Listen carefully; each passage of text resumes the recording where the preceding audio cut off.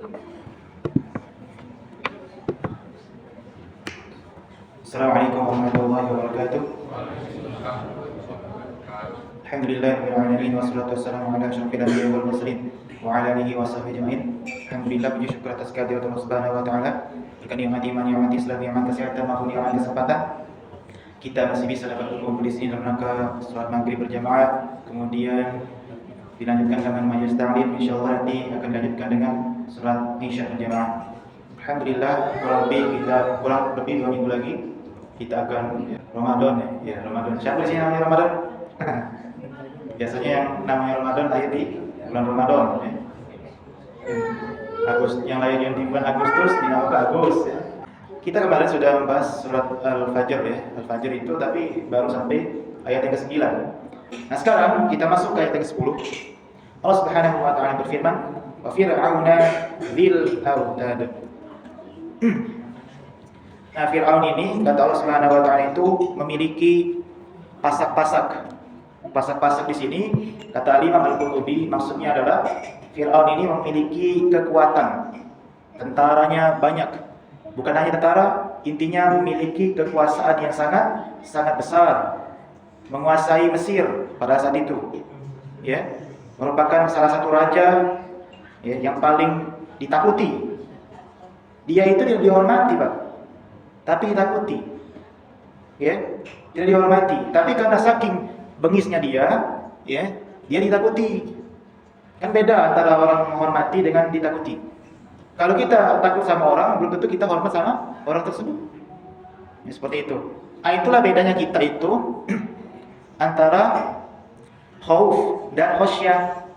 Kalau khauf ya artinya takut. Takut.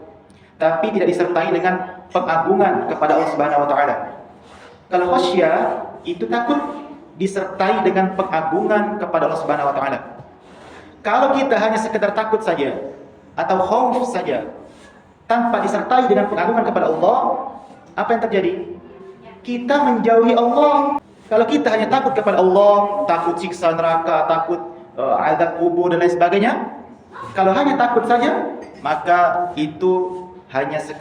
kita akan menjauhi Allah. Tapi kalau khasyah, kita takut disertai dengan pengagungan, maka semakin kita mengagungkan Allah, semakin kita itu mentaati perintah Allah dan menjauhi larangan-larangan Allah Subhanahu wa taala. Nah, beda dengan Fir'aun. Fir'aun hanya ditakuti saja, tapi tidak dihormati, tapi tidak diagungkan. Ya, rakyatnya takut semua. Fir'aun. Ya, Fir'aun punya tentara. Kemudian Allah Subhanahu wa taala berfirman lagi di ayat yang selanjutnya, alladzina taghaw fil bilad. Jadi Fir'aun ini ya, dia itu sewenang-wenang di negerinya itu. Jadi Fir'aun itu di negerinya itu Mesir pada saat itu, beliau itu sewenang-wenang ya, at-tughyan, berlebihan, melampaui batas. Fir'aun itu fa'aktsaru fihal fasad. Beliau itu ya, Fir'aun tersebut melakukan banyak sekali kerusakan. Banyak sekali kerusakan di muka bumi ini, terutama di Mesir. Ya. Beliau itu kalau ada lahir anak laki-laki maka akan dibunuh. Anak perempuan dibiarkan. Kenapa anak laki-laki dibunuh? Karena dia pernah dapat mimpi bahwasannya akan ada laki-laki dari Bani Israel itu akan berusaha untuk meruntuhkan kekuasaannya. Dapat mimpilah Fir'aun, ya, kemudian konsultasi dengan penasihat-penasihat Fir'aun. Akhirnya Fir'aun membuat sebuah keputusan, harus dibunuh semua anak laki-laki kalau ada yang lahir. Kalau dia perempuan, tidak usah dibunuh. Takutlah Bani Israel saat itu. Wahai raja, kalau seandainya engkau bunuh anak laki-laki kami semua, terus siapa yang ingin melayani Anda? Kalau seandainya dibunuh galau Bani Israel itu, laki-lakinya, anak bayi laki-laki, siapa yang nak jadi pelayan, nak jadi prajurit? Bener juga kata Fir'aun. Bahasanya bener juga tuh. Ya, bener juga ya. Jadi apa keputusan Fir'aun? Diubah. Setahun itu bunuh anak laki, setahun dibiarkan. Setahun dibunuh, setahun dibiarkan. Kebetulan saudara laki-laki Musa siapa? Harun itu hidup atau lahir di saat di mana Fir'aun tidak membunuh bayi laki-laki. Tapi Musa lahir pada saat tahun di mana Fir'aun membunuh anak laki-laki atau bayi laki-laki. Maka dari itu ibunya Musa menghanyutkan Musa ke sungai Nil. Tuh. Karena Musa lahir di tahun pembunuhan. Nah, panjang cerita Musa tuh. Karena cerita Musa itu salah satu nabi yang paling banyak, nomor 1 disebutkan oleh Allah dalam Al-Quran. Nomor 1 yang paling banyak. Dihanyutkan ke sungai Nil, kemudian ditemukan oleh istrinya Asia, istri Fir'aun yang bernama Asia. Asia ini, walaupun dia istri Fir'aun, tapi dia taat kepada Allah Subhanahu Wa Taala. Dan salah satu wanita yang sudah dijamin oleh Allah masuk surga. Ada 4 wanita, 4 wanita Pak, yang dijamin oleh Allah masuk surga. Siapa? Pertama tadi Asia yang sudah saya sebutkan. Siapa lagi yang kedua? Khadijah. Yang ketiga, Masito? Salah. Siapa? Ya, Fatimah. Dan yang terakhir, Maryam. Jadi 4 wanita ini yang sudah dijamin oleh Allah masuk surga. Asia, istri Fir'aun, Khadijah, istri Nabi Muhammad, Fatimah, anaknya Nabi Muhammad, dan Maryam, ibunya Nabi Isa alaihissalam. Nah, ini 4 wanita yang sudah dijamin oleh Allah masuk surga. Ya. Kemudian Allah Subhanahu Wa Taala itu menjelaskan tadi banyak sekali kekacauan-kekacauan yang dilakukan oleh Fir'aun. Tadi seperti membunuh bayi laki-laki ketika lahir anak laki-laki, ya. Kemudian otoriter terhadap terutama Bani Israel, otoriter. Kemudian apa lagi? Mengaku dirinya sebagai Tuhan. Nah, itu kekacauan yang paling besar. Kekacauan yang paling besar atau kerusakan yang paling besar. Fa'aktsaru fihal fasad. Jadi memang banyaknya Fir'aun itu melakukan kerusakan-kerusakan di muka bumi ini. Kemudian Allah Subhanahu Wa Taala mengatakan lagi, fasabba alaihim rabbuka sautu adzab. Kemudian Allah Subhanahu Wa Taala itu menimpakan kepada mereka azab, ya, azab yang pedih. Ya. Yang paling fenomenal itu adalah azab, ya, ditenggelamkannya Firaun di mana, Pak?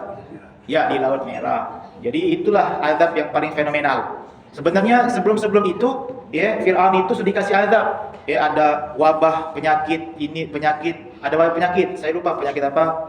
Ya, ada 5 wabah. Saya lupa, ya. Nanti silakan cari sendiri. Jadi sebelum Firaun itu ditenggelamkan di Laut Merah, sudah dikasih 5 wabah penyakit oleh Allah Subhanahu Wa Taala. Sudah dikasih, Pak, 5 wabah. Tapi Firaun masih belum sadar. Belum sadar. Termasuklah penyihirnya Firaun. Dikasih yang kalah melawan Nabi Musa. Tongkat Nabi Musa berubah menjadi ular. Masih Firaun itu tidak mau sadar. Sudah lah dikasih 1 kali kesempatan, 2 kali, 3 kali, Allah marah, dah selesai kau. Bahasanya itu. Nah, hikmahnya adalah kalau seandainya kita itu masih diberi oleh Allah kesempatan, ya, hidup di dunia ini, ya, atau kita mendapatkan sesuatu yang buruk, ya, maka itu artinya kita itu sedang diingatkan oleh Allah Subhanahu Wa Taala. Bisa jadi kita itu hari ini sudah melakukan dosa, ya. Jadi Pak, yang namanya orang-orang beriman itu, kalau dia tertimpa musibah, dia itu pasti berpikir bahwasannya pada hari ini aku dosa apa ya, gitu. Itu orang beriman tuh. Aku hari ini dosa apa ya? Kok pecah ban gitu. Dosa apa ya aku hari ini ya? Kok istri aku tidak nurut? Atau anak aku rewel terus misalnya. Atau sholat tidak khusyuk. Atau dimarahi bos. Atau susah menemui dosen. Atau dimarahi guru. Atau difitnah oleh orang. Dosa apa aku hari ini ya? Nah, kalau sudah melihat atau berpikir dosa apa, maka yang kedua baru dia melihat dari sisi dunianya. Nah, baru melihat dari sisi dunianya, seperti rupanya kalau aku ini pecah ban ini, rupanya memang ban aku belum diganti, misalnya kan itu. Oh, istri aku ini marah karena mungkin duit bulanannya belum dikasih, ya, atau kurang misalnya, atau duit make upnya kurang misalnya kan ya. Nah, itu kalau dari sisi duniawinya. Nah, maka setiap ada musibah atau sesuatu yang tidak enak, maka kita harus berpikir, ya, bahwasanya sudah melakukan dosa apa saya pada hari ini. Cepat-cepatlah beristighfar kepada Allah Subhanahu Wa Taala. Ya. Karena Firaun itu diingatkan terus, sekali masih, 2 kali masih, 5 kali masih, terakhir tenggelam ke nya. Ya.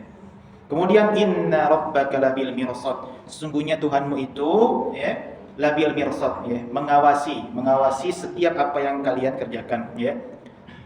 Al-khitabu huna lin Nabi SAW. Jadi Allah itu berbicara kepada Nabi, atau ayat ini diturunkan kepada Nabi, ya, au likulli man yatawajjaha ilaihi al-khitab, atau kepada setiap orang yang diajak bicara, ya, seperti itu. Jadi Nabi itu diturunkan atau diwahyukan oleh Allah Subhanahu wa taala tentang ayat ini. Kemudian Nabi SAW juga diwajibkan untuk menyebarkan kepada umatnya. Nanti umatnya menyebarkan lagi. Pokoknya siapa yang menemukan atau mendengar ayat ini, itulah peringatan untuk dia. Ya, seperti itu. Inna rabbaka labil mirsad. Sesungguhnya Tuhanmu itu maha mengawasimu. Ya, benar-benar mengawasimu. Perkataan, perbuatan, dan yang lainnya, semua Allah Subhanahu wa taala awasi. Allah Subhanahu wa taala itu mengirimkan, ya, 2 malaikat pengawas, ya, sebelah kanan dan sebelah kiri. Ya, kalau sebagian ulama mengatakan namanya Raqib dan Atid, ya. Ada yang menamakan bahwasanya Raqib itu adalah pencatat amal baik, Atid pencatat amal buruk. Ada yang menamakan bahwasanya Raqib itu adalah yang mengawasi dan Atid itu mengumpulkan. Seperti itu, ya. Itu perbedaan tafsir. Tapi intinya sama. Intinya ada malaikat yang mengawasi kita, ya, di kanan maupun di kiri. Setiap orang punya malaikatnya masing-masing. Nah, dan kita tidak tahu ada berapa malaikat di sisi kita saat ini. Ya, seperti itu. Maka hati-hatilah kita ketika melakukan sesuatu. Kemudian Allah Subhanahu wa taala berfirman di ayat yang ke berapa ini? 15. Fa ammal insanu idza mabtalahu rabbuhu fa akramahu wa na'amahu fa yaqulu rabbi akraman. Dan adapun manusia itu apabila diberikan oleh Allah itu kemuliaan, kemudian kenikmatan ataupun kekuasaan ataupun kenikmatan-kenikmatan yang lainnya atau sesuatu yang enak, fayaqulu rabbi akraman. Mereka mengatakan Tuhanku telah memuliakan aku. Dan di sini Allah menceritakan sifat-sifat orang kafir Quraisy pada saat itu, umatnya Nabi Muhammad SAW. Nah, sifat orang kafir Quraisy tadi, ketika diberi nikmat, wah, Tuhanku ini ternyata memuliakanku nih. Wah, bersyukur nih. Sebaliknya, wa amma idza mabtalahu faqadara alaihi rizqahu fayaqulu rabbi ahana. Adapun ketika Tuhannya itu atau Tuhannya orang kafir Quraisy tadi, ya, membatasi rezeki mereka. Mereka mengatakan apa? Wah, Tuhanku ini kok jahat banget sih, menghinakan aku. Itu orang kafir Quraisy seperti itu. Diberi nikmat, memuji Allah, ketika Allah membatasi rezekinya, dia malah mencela Allah. Nah, itu tidak sopan namanya, Pak. Enggak tahu terima kasih. Bayangkanlah kita minjemi kawan kita duit. Kawan kita pasti terima kasih, ya. Nah, kalau kita tidak minjemi duit misalnya, "Ai, kau ni pelitian." Nah, itulah. Bayangkanlah. Macam mana perasaan kita? Giliran kita ngasih dipuji, giliran kita tidak ngasih dikata pelit. Itu orang yang tidak tahu berterima kasih, orang yang tidak tahu terima kasih, tidak bersyukur bahasanya itu. Ini sama nih orang Quraisy seperti itu juga. Ya. Allah memang menceritakan dalam surah Al-Ma'arij, "Innal insana khuliqa halu'a." Sungguhnya manusia itu diciptakan keluh kesah, hobi ngeluh. Idza massahu syarru jazu'a. Jika diberikan keburukan, sesuatu yang tidak enak, mereka ngeluh. Wa idza massahul khairu manu'an. Jika diberikan sesuatu yang baik atau hartanya diberikan lebih oleh Allah Subhanahu wa taala atau kenikmatan-kenikmatan yang lainnya diberi kelebihan, manu'an, dia tidak mau mengeluarkan harta tersebut. Pelit. Giliran dikasih harta dia pelit, tidak dikasih harta dia itu ngeluh. Nah, ini sifat orang yang tidak bersyukur nih ini. Tidak bersyukur nih. Ya. Illal musallin, kecuali orang-orang yang salat. Wah, panjang itu. Alladzina hum ala salatihim daimun. Nah, orang yang tidak keluh kesah, dia adalah orang yang selalu menjaga salatnya, terutama salat 5 waktu. Walladzina fi amwalihim haqqum ma'lum. Siapa lagi coba orang yang tidak berkeluh kesah? Yaitu orang yang hartanya, orang yang diberikan harta, dia menyiapkan hartanya untuk orang-orang tertentu. Siapa orang-orang tertentu tersebut? Lis-sa'ili wal mahrum. Harta tersebut ternyata untuk orang-orang yang minta-minta, atau orang-orang miskin, atau orang yang tidak minta-minta. Oh, itu orang yang tidak berkeluh kesah seperti itu. Ada memang dia siapkan harta khusus untuk infak misalnya, atau untuk sedekah, atau untuk yang lainnya. Pertama tadi, orang yang sholat. Kedua, orang yang menginfak. Katakanlah orang yang sedekah, hobi bersedekah. Kemudian yang ketiga yaitu apa? Lis-sa'il wal mahrum. Walladzina yusaddiquna biyaumiddin. Yaitu orang-orang yang percaya hari kiamat, membenarkan hari kiamat, beriman kepada hari kiamat. Walladzina hum min 'adzabi rabbihim musyfiqun. Jadi orang yang tidak berkeluh kesah itu adalah orang yang terhadap azab Allah mereka takut. Inna 'adzaba rabbihim ghairu ma'mun. Dan terhadap azab Allah tadi, orang tersebut tidak merasa aman. Artinya apa? Artinya setiap detik dia merasa diawasi oleh Allah Subhanahu wa taala, takut terhadap dosa, dan dia merasa bahwasanya dosa itu belum tentu diampuni oleh Allah Subhanahu wa taala. Itu orang-orang yang tidak berkeluh kesah itu seperti itu. Ada lagi lanjutannya. Walladzina hum li furujihim hafizun. Orang-orang yang tidak berkeluh kesah itu, ya, adalah orang-orang yang bisa menjaga kemaluannya. Illa ala azwajihim aw ma malakat aymanuhum fa innahum ghayru malumin. Ya, kecuali terhadap istri-istri mereka dan terhadap budak-budak mereka. Faman ibtagha wara'a dzalika fa ulaika humul 'adun. Maka siapa yang tidak bisa menjaga kemaluan mereka, maka dia termasuk orang-orang yang melampaui batas. Kenapa disebut melampaui batas? Karena dia tidak bisa menjaga kemaluannya. Dalam tanda kurung itu dia berzina, atau homoseksual, atau lesbian. Nah, itu orang-orang yang melampaui batas dalam hal kemaluan, ya, seperti itu. Nah, kemudian apalagi selanjutnya, ya. Famani bertakwa walladzina hum li amanatihim wa 'ahdihim ra'un. Kemudian orang yang tidak berkeluh kesah itu, atau orang yang bersyukur kepada Allah itu, dia itu selalu menunaikan amanat yang diberikan kepadanya dan menepati janji-janjinya. Kalau diberi amanah, ditepati janjinya. Walladzina hum bi syahadatihim qaimun. Kemudian orang tersebut kalau dia disuruh bersaksi atas kebenaran, maka dia akan bersaksi dengan jujur, dengan benar, tidak akan berbohong. Walladzina hum 'ala salatihim yuhafizun. Dan Allah menekankan lagi, ya, betapa pentingnya orang yang menjaga salat. Ya, orang yang menjaga salat itu termasuk orang-orang yang bersyukur kepada Allah dan tidak hobi berkeluh kesah terhadap kejadian-kejadian atau terhadap takdir-takdir Allah yang telah Allah berikan kepada mereka. Itulah ciri-ciri orang atau manusia yang tidak pernah berkeluh kesah kepada Tuhannya. Seperti itu, Pak. Kita lanjutkan lagi. Allah Subhanahu wa taala berfirman, "Kalla balla tukrimunal yatim." Allah Subhanahu wa taala itu, ya, mengatakan, sekali-kali tidak, la tukrimunal yatim. Kalian itu tidak memuliakan anak yatim. Ya, tidak memuliakan. Kemudian intinya merugikan anak yatim. Ya. Memakan harta anak yatim. Memakan harta warisan anak yatim juga. Makanya hati-hati terhadap anak yatim. Kalau tidak sanggup untuk merawat anak yatim, maka tidak usah merawat anak yatim. Seperti itu. Wala tahadduna ala ta'amil miskin. Dan Allah itu mengatakan lagi, kalian itu orang-orang Quraisy tadi, ya, kalau kesawe gawenya, giliran dikasih nikmat dia itu apa? Muji Allah, giliran dia itu diberi kesusahan, menghina Allah, kemudian menghinakan anak yatim atau menghatikan anak yatim, tidak ngasih makan orang miskin pula. Ini cerita orang Quraisy di sini. Wala tahadduna ala ta'amil miskin. Tidak ngasih orang makan orang miskin. Ya? Tidak ngasih orang miskin. Wa ta'kuluna at-turath aklan lamma. Dan mereka itu makan at-turath. At-turath itu artinya harta warisan.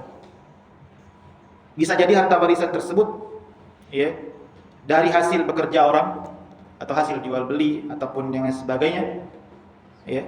Kemudian tidak peduli apakah itu dari hasil yang haram ataupun yang halal. Seperti itulah orang-orang kafir Quraisy itu. Tidak peduli. Nah, halal dan haram segalanya dimakan oleh orang kafir. Ya. Maka kita jangan seperti orang kafir. Hati-hatilah kita. Karena apa? Kalau seandainya makanan itu kita makan, maka akan berefek kepada diri kita. Secara fisik mungkin efeknya itu, oh ini mempunyai protein yang tinggi. Daging mempunyai protein yang tinggi, lemak yang tinggi misalnya. Tapi secara rohani, secara kejiwaan, karena daging itu berasal atau dibeli pakai duit haram, secara kejiwaan itu mengganggu jiwa. Orang bisa malas beribadah, orang itu bisa susah untuk menerima nasihat, karena jiwanya sudah dikasih yang haram. Ya. Orang maling, ya, korupsi, ya, dikasihkan kepada anaknya atau keluarganya. Anak tersebut makan harta yang haram, wajar nakal. Secara nilai gizi bergizi insya Allah, tapi secara rohani tidak ada gizinya. Ya. Itulah membuat bahaya jiwa kita kalau kita makan harta yang haram. Kemudian wa tuhibbunal mala hubban jammana. Ini sifat orang Quraisy. Kalian itu mencintai harta berlebihan. Nah, bayangkanlah, mencintai harta berlebihan. Dan di sini kata Syekh Shalih Al-Utsaimin, huwa tabi'atul insan. Memang tabiat manusia itu mencintai harta. Pasti mencintai harta. Mencintai harta. Kecuali lakin, akan tapi kata Syekh Shalih Al-Utsaimin, al-iman lahu mu'athiratuhu. Qad yakunu al-insanu bil imanihi la yahtammu bil mal, wa in ja'ahu syakarallahu alaihi wa adda ma yajibu, wa in dhahaba la yahtammu bih. Akan tetapi yang mempengaruhi kecintaan terhadap harta itu adalah iman kita. Kalau seandainya iman kita itu kuat, maka kita tidak terlalu mempedulikan harta. Kalau harta itu hilang, sudah biasa baik. Nah, coba kita pikirkan nih. Pikirkan dulu. Pernah tak kita itu kehilangan barang, tapi kita merasa biasa baik? Kalau seandainya merasa biasa baik, bahkan ya, masih bisa mengucapkan alhamdulillah, itu artinya dia tidak terlalu mencintai harta. Atau dia kehilangan jabatan, dia merasa biasa saja. Qadarullah, semua takdir Allah. Nah, itu seperti itu orang yang tidak mencintai harta. Nah, dapat jabatan biasa baik, nah tidak dapat jabatan biasa baik, kehilangan harta biasa baik. Kecuali kalau kehilangan nyawa manusia, ya, seperti ibu atau ayah atau anak atau istri, itu sudah ya, sedih memang. Secara naluri manusia pasti sedih. Tapi ada manusia yang ketika dia hilang harta, dia biasa saja. Wah, luar biasa. Sama, kalau motor kita hilang, artinya rezeki kita menikmati motor tersebut sudah selesai. Ya, sudah selesai.